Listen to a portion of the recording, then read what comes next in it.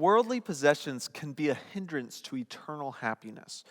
We come here to James chapter 5, and in the beginning, James has a really harsh rebuke for wealthy people, and people in particular who are not using their wealth in a way that honors the Lord. A lot of us tune out at this moment, and we say, well, I'm not wealthy. I'm not a rich person, so I can just say with James, yeah, woe to you rich people, you're terrible. But the fact is, if you're watching this from America, if you are an American and your family makes anywhere close to an average American salary and even far below an average American salary, you probably are some of the wealthiest families in the world. You see, the median household income around the world is about $2,000 a year. That means that the vast majority of Americans are in the top 1% of household earners in the entire world. So we really are blessed, and we need to pay attention to what James has to say here, because ultimately James is pointing us back to a heart issue. So that even if you don't consider yourself to be wealthy and rich, there's something here that he's addressing in the heart that we need to pay attention to. So look in verse 1. It says, "Come now, you rich, weep and howl for the miseries that are coming upon you." So first of all, this is not what we expect. Whenever we think about rich and we think about miseries, they don't tend to go together.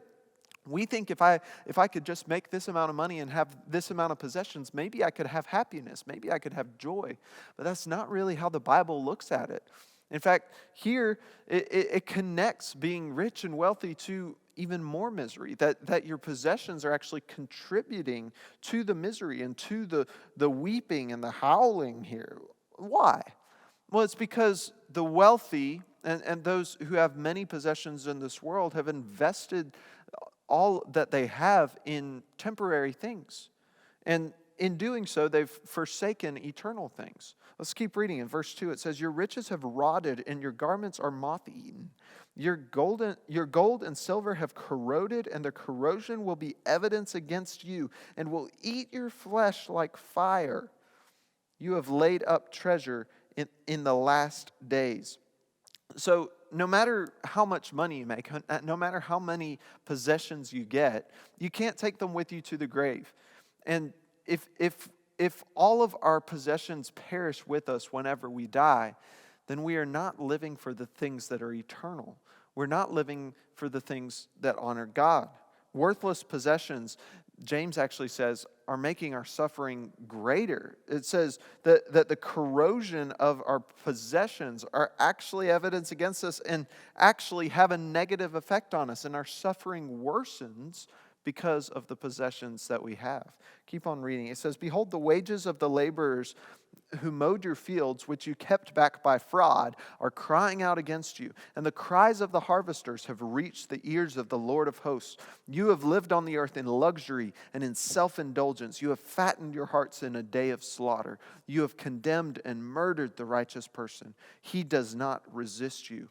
Now, this situation that he's describing is a very specific situation that many of us, even though I said that, we're wealthy by worldly standards, many of us don't identify with this. He's talking to people who had actually really defrauded others, who had seemingly hired people to do work for them and then not given them the proper wage for it, and had actually really oppressed people.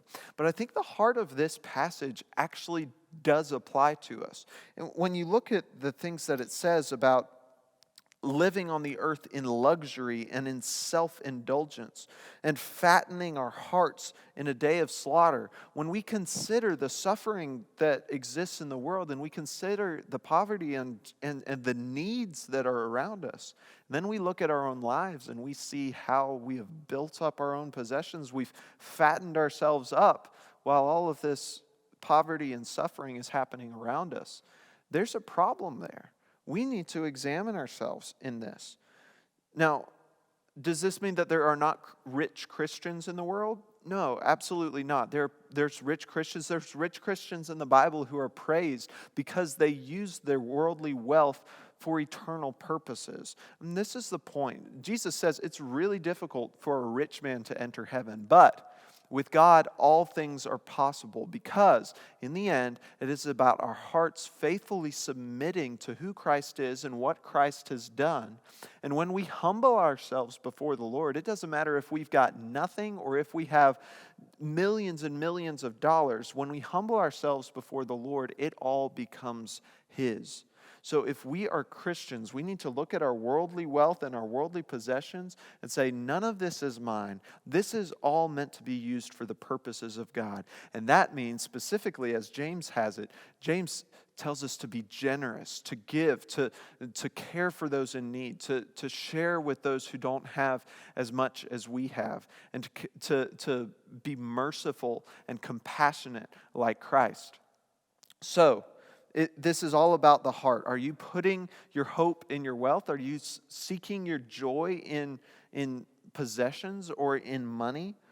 Or are you putting your hope in Jesus and opening your hands to Him to do whatever He pleases with what He has blessed you with?